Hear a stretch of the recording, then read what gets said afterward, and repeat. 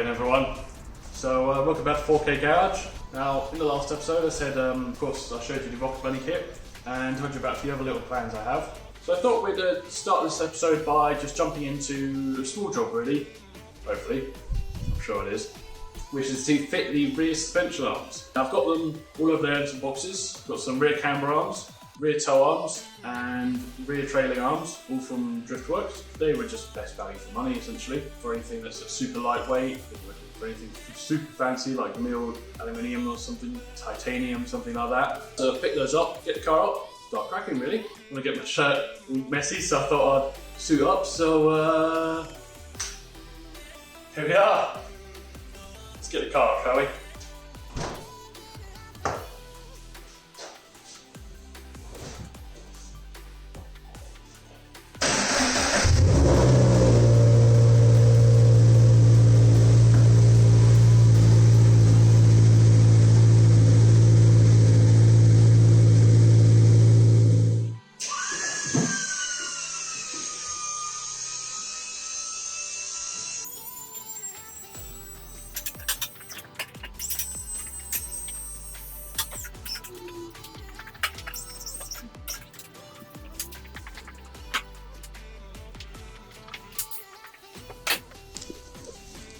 There we go, all suited and booted.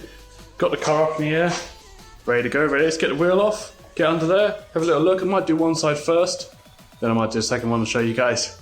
Right, so welcome to the underside of my car. Now, as you can see, this is the problem you run into when you have excessive toe or camber, or any kind of alignment issue really. As you can see, I was a bit silly. I fitted all the air suspension, didn't get it aligned afterwards. So this is what I'm doing now. I need to get the camber sorted, which there's no adjustment in these arms. So I need to fit the aftermarket arms. There's some adjustment in the toe, but I'd like to just do all of them at once. So what we're going to replace is we've got the camber arm, we've got the toe arm all the way back here, the trailing arm here. All going to the hub, all back to the subframe. This is what we're doing really. Let's get these off and get new ones on. Probably lay them on a bench, measure them up, and of course after all this we'll get a proper alignment done so we don't do this to our lovely new wheels and tyres. Right, so I've got the old arms off here. I just thought I'd give you guys a little look at them. So here's the old camber arm. Well, I say camber arm, there's no camber to speak of.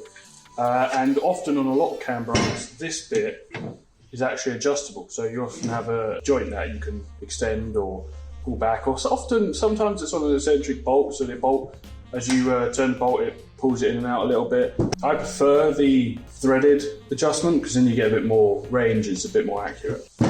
We have the toe arm, really simple little thing. Got adjustment in, you have an eccentric bolt.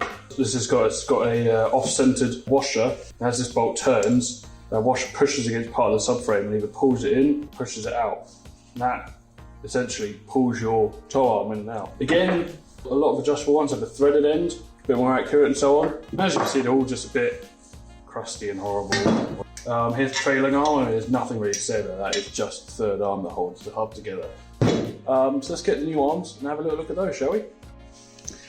Right, so here's the new Driftworks adjustable camber arm. This is the bit that goes into the hub itself. And as you can see, it's on a threaded end, so it can come out or move in as you need really. What I'm going to do is I'm going to measure the original one and make this one a little bit shorter. We want less negative camber, more positive camber in the rear, because as I say, when you lower the car, it pulls the top of the wheel in. It's got a million holes here. That would be the coilover and various mounting holes for that. Those would be, I guess, if you want to lower the car without actually adjusting your coilover, or in my case, airbag.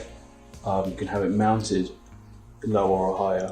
And likewise with the drop link, I'm not a suspension expert, but I'm going to say different link holes would allow you to maybe run less or more preload on the drop link without having to actually adjust the drop link itself. That's just a guess. And then again, where it bolts to the hub, you can have it mounted higher or lower.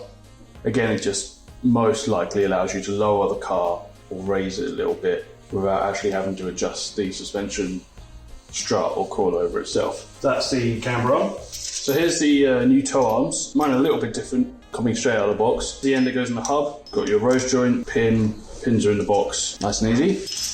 It's got some flaps so that, of course, when it's on the car, you can adjust it by putting a span around that. On this end, where it goes into the subframe, so I've actually bought, because I don't need the eccentric bolt anymore, eccentric washer, sorry, is actually bought a Voodoo 13 eccentric lockout kit. What that essentially does is this lovely looking spacer washer thing. When you install it, it actually sits hard up against the subframe, and that way it cannot turn whatsoever. That's good. And as you can see, it comes with all nice new hardware, so that'll be nice and shiny under there to go along with all the rusty old stuff. So as you can see here, here's the new trailing arm.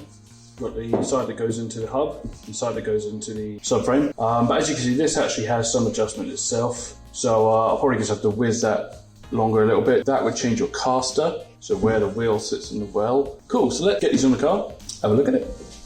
2 days later. Hi there guys. Right, so it's been a couple of days since the last time I worked on all the rear suspension arms. There's a couple of problems as I mentioned in the, well, whenever the last time I was supposed to, I don't know quite when I'm doing this now. But I thought I'd give you a little update on those problems and tell you what we're going to do next really. So let's have a look at the arms. Right, so here we are. The smaller problem, let's start with the easy one first, is the toe arm. I can't actually, you wouldn't have this problem if you had the original hardware, if you were using the original eccentric bolt here. The reason for that is because you can actually get on that fairly easily with just an adjustable spanner and a 21 or 19mm socket. I can't quite remember which it is now. Unfortunately, the Voodoo 13 eccentric lockout kit, quite a bit bigger than that. I'll show you what I mean. So on the nut end here, you can quite easily get a 21mm socket on it. So unfortunately, on the bolt end here, it appears that it's actually much larger than any of the sockets I have. Let's have a look. Is that going to focus? It's just a hair over 22mm.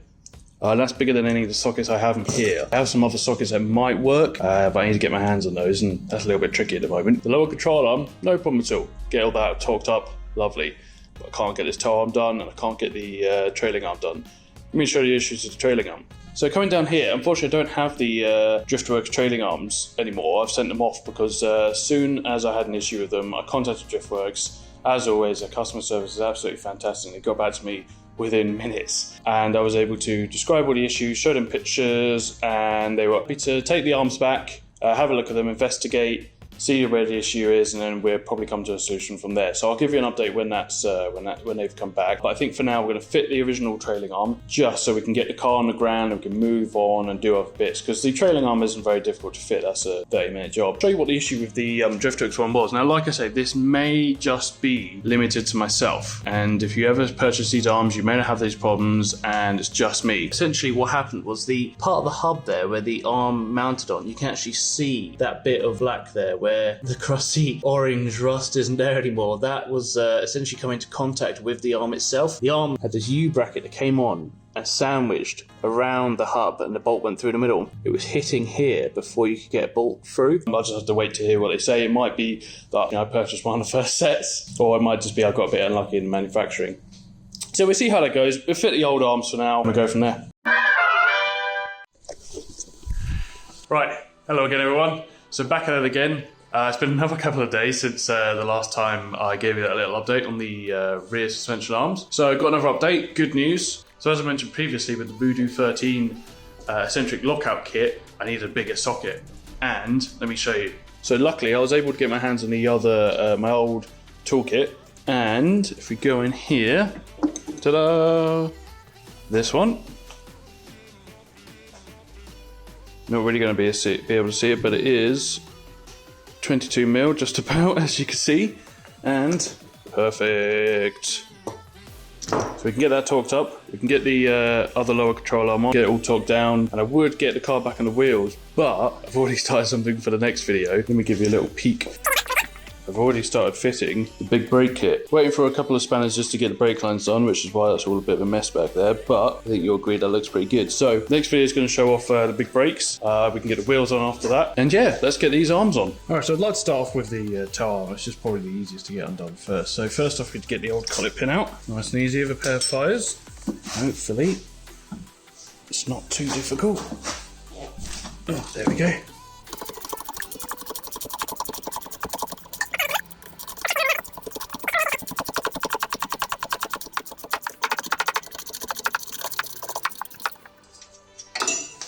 There we go. Now next bit is getting it out of the hub. There's no other way really about going about it other than using a hammer. Let's have a go. There we go. Right, so I don't know how much of this you can see. Hopefully a fair amount. There we go. So let's get this on out here. Got this.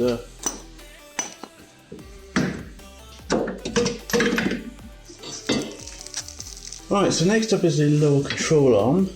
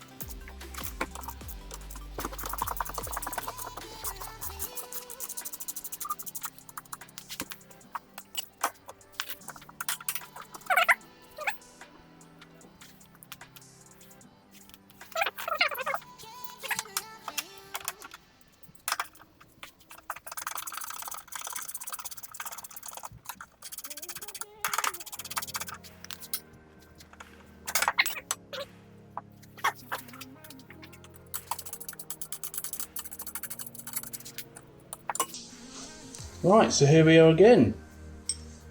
Let's get the lower control arm back in first. Start with this end. And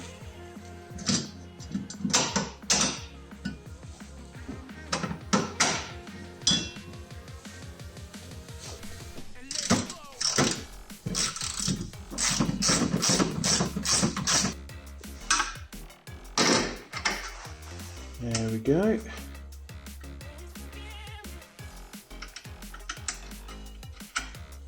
Right, so probably not the smartest, cleanest or recommended way of doing this, but definitely the way that is easiest for me with the resources I have at hand is to lever it up with a bit of wood, stick another bit of wood to keep it there, and then, let's see, hopefully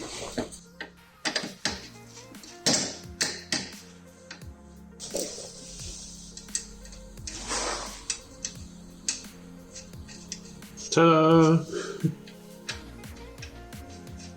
Right, so what's left to do now is torque everything up. Now, I'll probably put the torque values up on the screen for anyone that is using this as some kind of tutorial.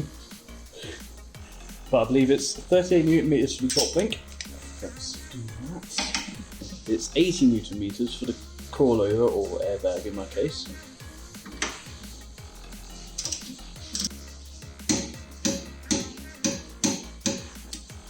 There we go. 110 Newton meters for the lower control arm mounts.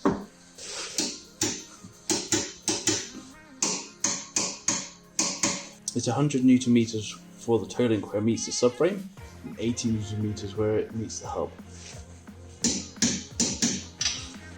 Right, so here we are. So let's have a look at the arm, shall we? So if we come down here,